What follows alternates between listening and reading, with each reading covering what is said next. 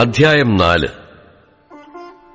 ഞങ്ങൾ മതിൽ പണിയുന്നു എന്ന് സൻബല്ലത്ത് കേട്ടപ്പോൾ അവൻ കോപവും മഹാരോഷവും പൂണ്ടു യഹൂദന്മാരെ നിന്ദിച്ചു.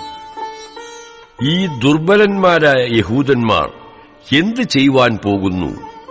അവരെ സമ്മതിക്കുമോ? അവർ യാഗം കഴിക്കുമോ? ഒരു ദിവസം കൊണ്ട് പണി തീർത്ത് കളയുമോ? വെന്തുകിടക്കുന്ന ചണ്ടിക്കൂമ്പാരങ്ങളിൽ നിന്ന് അവർ കല്ല് ജീവിപ്പിക്കുമോ എന്നിങ്ങനെ തന്റെ സഹോദരന്മാരും ശമരിയ സൈന്യവും കേൾക്കെ പറഞ്ഞു. അപ്പോൾ അവന്റെ അടുക്കൽ നിന്നിരുന്ന അമ്മോന്യനായ തോബിയാവ്, അവർ എങ്ങനെ പണിതാലും ഒരു കുറുക്കൻ കയറിയാൽ അവരുടെ കന്മതിൽ ഉരുണ്ടു വീഴും എന്ന് പറഞ്ഞു. ഞങ്ങളുടെ ദൈവമേ, കേൾക്കേണമേ, ഞങ്ങൾ നിന്ദിതന്മാർ ആയിരിക്കുന്നു. അവരുടെ നിന്ദയെ അവരുടെ സ്വന്തം തലയിലേക്ക് തിരിച്ചു. പ്രവാസദേശത്തിൽ അവരെ കവർച്ചയ്ക്ക് ഏൽപ്പിക്കണമേ. പണിയുന്നവർ കേൾക്കെ, അവർ നിന്നെ കോപിപ്പിച്ചിരിക്കയാൽ അവരുടെ അകൃത്യം മറയ്ക്കരുതേ. അവരുടെ പാപം നിന്റെ മുമ്പിൽ നിന്ന് മാഞ്ഞു പോകുകയും അരുതേ. അങ്ങനെ ഞങ്ങൾ മതിൽ പണിതു. വേല ചെയ്യുവാൻ ജനത്തിന് ഉത്സാഹമുണ്ടായിരുന്നതുകൊണ്ട് മതിൽ മുഴുവനും പാതി പൊക്കം വരെ തീർത്തു.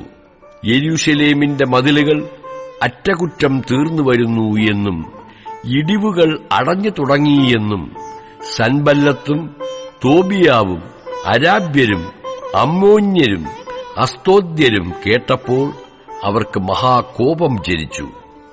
യെരൂശലേമിന്റെ നേരെ ചെന്ന് യുദ്ധം ചെയ്യേണ്ടതിനും അവിടെ കലക്കം വരുത്തേണ്ടതിനും അവരൊക്കെയും ഒന്നിച്ചുകൂടി കൂട്ടുകെട്ടുണ്ടാക്കി. ഞങ്ങളോ ഞങ്ങളുടെ ദൈവത്തോട് പ്രാർത്ഥിച്ചു. അവരുടെ നിമിത്തം രാവും പകലും കാവൽക്കാരെ ആക്കേണ്ടി വന്നു. എന്നാൽ യഹൂദ്യർ ചുമട്ടുകാരുടെ ശക്തി ക്ഷയിച്ചു പോകുന്നു.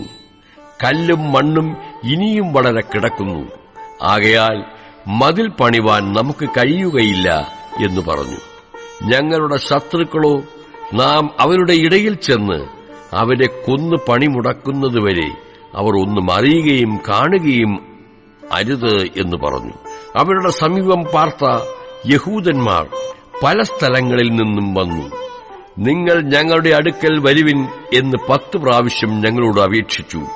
അതുകൊണ്ട് ഞാൻ മതിലിന്റെ പിമ്പുറത്ത് പൊക്കം കുറഞ്ഞ സ്ഥലങ്ങളിലും തുറന്നു കിടക്കുന്ന സ്ഥലങ്ങളിലും ആളുകളെ ആക്കി ജനത്തെ കുടുംബം കുടുംബമായി വാളുകളോടും കുന്തങ്ങളോടും വില്ലുകളോടും കൂടെ നിർത്തി. ഞാൻ നോക്കി എഴുന്നേറ്റ് നിന്നു. പ്രഭുക്കന്മാരോടും പ്രമാണികളോടും ശേഷം ജനത്തോടും, നിങ്ങൾ അവനെ പേടിക്കേണ്ട, വലിയവനും ഭയങ്കരനുമായ കർത്താവിനെ ഓർത്തു നിങ്ങൾ സഹോദരന്മാർക്കും പുത്രന്മാർക്കും പുത്രിമാർക്കും ഭാര്യമാർക്കും വീടുകൾക്കും വേണ്ടി പൊരുതുവിൻ എന്ന് പറഞ്ഞു.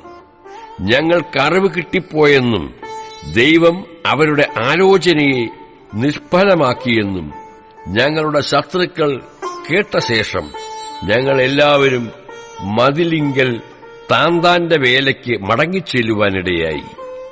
അന്നു മുതൽക്ക് എന്റെ ഭൃത്യന്മാരിൽ പാതിപ്പേർ വേലയ്ക്ക് നിന്നു, പാതിപ്പേർ കുന്തവും പരിചയും വില്ലും കവചവും ധരിച്ചു നിന്നു.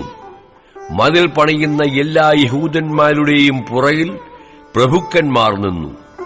ചുമടെടുക്കുന്ന ചുമട്ടുകാർ ഒരു കൈകൊണ്ട് വേല ചെയ്യുകയും മറ്റേ കൈകൊണ്ട് ആയുധം പിടിക്കുകയും ചെയ്തു. പണിയുന്നവർ അരയ്ക്ക് വാൾ കെട്ടിയും കൊണ്ട് പണിതു. എന്നാൽ കാഹളമൂതുന്നവൻ എന്റെ അടുക്കൽ തന്നെയായിരുന്നു. ഞാൻ പ്രഭുക്കന്മാരോടും പ്രമാണികളോടും ശേഷം ജനത്തോടും, വേല വലിയതും വിശാലമായതുമാകുന്നു. നാം മതിലിന്മേൽ ചിതറി തമ്മിൽ തമ്മിൽ അകന്നിരിക്കുന്നു.